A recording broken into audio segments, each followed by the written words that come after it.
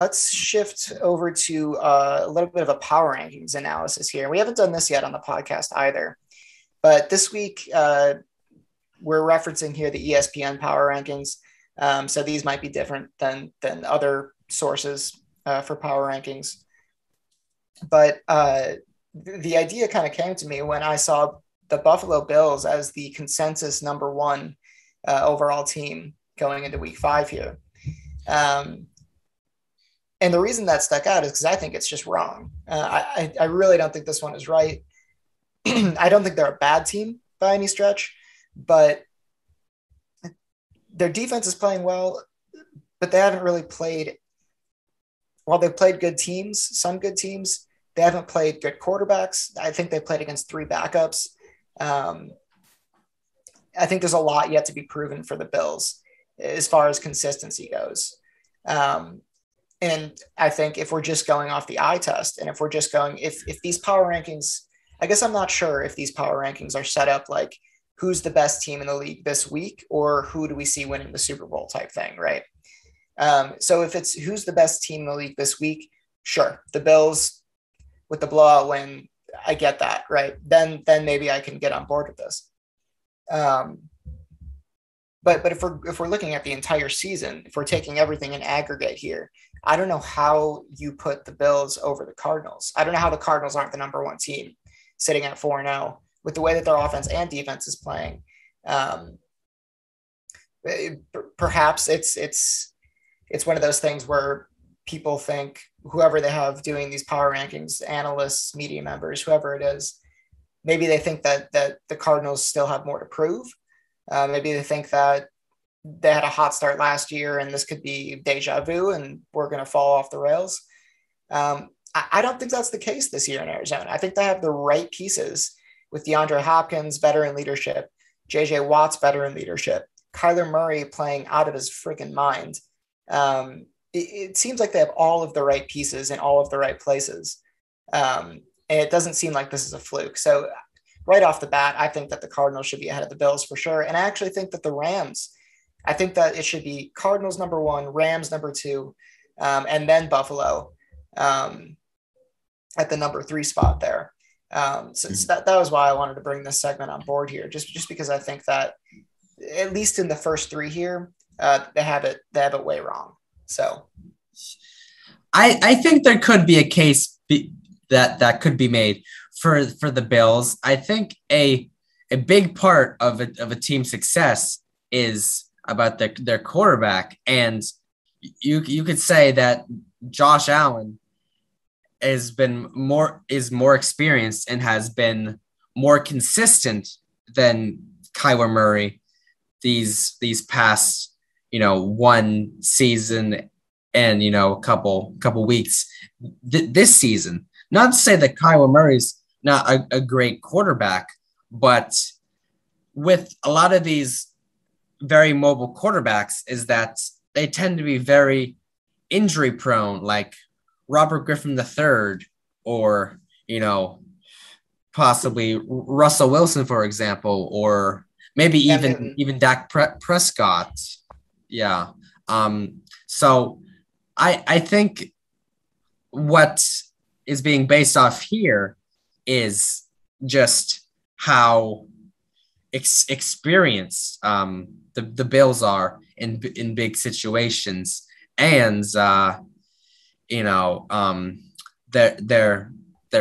playoff experience, especially because the Cardinals really haven't made it far in the playoffs. They didn't even make the playoffs last year, did they? I don't believe so. I think that they were. Let me look into that real quick because I am not sure. I'm pretty sure they didn't. I'm pretty sure they were close to making it, but didn't quite make it. If I remember right, they're one of those bubble teams. Yeah, they ended the year 8-8, third in the division. All right. Yeah. So. Yeah, they're one of those teams last year that was definitely talented, but couldn't quite put all the pieces together and win enough games to get a playoff spot. So I could see why the Bills are number one right now, just based off of that experience. But I think the Cardinals are definitely one of the hottest teams right now, and they're definitely a force to be reckoned with in the NFC. What do you think about? So I have also some gripes here with the bottom half of the top 10. So on ESPN here, they have the Cowboys at 8, the Chargers at 9, and the Raiders at 10, all ahead of the Chiefs, who are at 11. Interesting. I'm fine with the Chiefs being outside the top 10. I think that the Chargers deserve more credit. I'm talking like ahead of the Ravens and ahead of the Browns for sure. And you know what? Even ahead of the Packers right now, given the injury problems that the Packers have. So I think that they're just getting incredibly disrespected here. And I also think the Cowboys aren't getting enough respect. They had a big win last week. Their offense looks incredible. It almost looks unstoppable. And they're sitting at 8 right now, again, behind the Ravens and the Browns and the Packers, who 3 teams that I think don't have the resume so far this season, a resume that's better than the Cowboys. And then the Cowboys are one of those teams that kind of consistently get too much hype. Everybody picks them to win the Super Bowl to start the year, and then they just wildly disappoint. But this year, something seems to be different in the water over there at Jerry World. And so I think the Chargers and the Cowboys are both getting a lot of disrespect here, and even the Raiders to a degree. I do think the Raiders showed some vulnerabilities last week in terms of how their offensive line held up against pressure, and just the ways that they were able to handle that pressure, which is to say, I don't think that they handled the pressure well. But that being said, I still think the Chargers and the Cowboys deserve more respect. And I think that they should be something like ranked 5 and 6 respectively. So I don't know. I'm interested to hear your thoughts on that.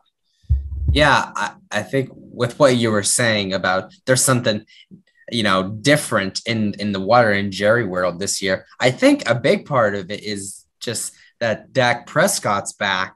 So that's a huge factor. When you don't have, random quarterbacks being started every week to lead this Cowboys team. And I think this Dak's a top 3 quarterback in the league. Mark my words. Yeah, I definitely think he's up there. He's done very well, especially in fantasy. He's been a great fantasy quarterback. And they're also a very complete team. Like they've always got Ezekiel Elliott, and they've got Amari Cooper, very solid wide receiver. They've also got Michael Gallup, who is a great wide receiver as well. I think Gallup went to the shoot. Did he go to the Lions? Oh, is he not on the Cowboys anymore? I believe he was. They didn't pick up the option here. Let's see here. No, he's still on the Cowboys. He's still with the Cowboys. Yeah. Never mind. Wait, I think I'm forgetting another Cowboys wide receiver. Is there one that's like higher up on the depth chart than Michael Gallup between him and Amari Cooper? Let's check. Let's check that.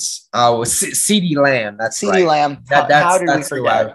How did we forget CeeDee Lamb? A guy like CeeDee Lamb? What a name there. Actually, Michael Gallup's on IR right now too. Oh yeah. Jeez. Well, I guess he's not doing too much for them right now. Yeah. Not right now. Yeah. So Yeah, actually, it's a calf injury. It's probably short-term IR.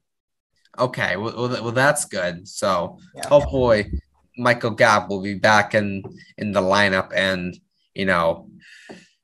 having good production for the Cowboys.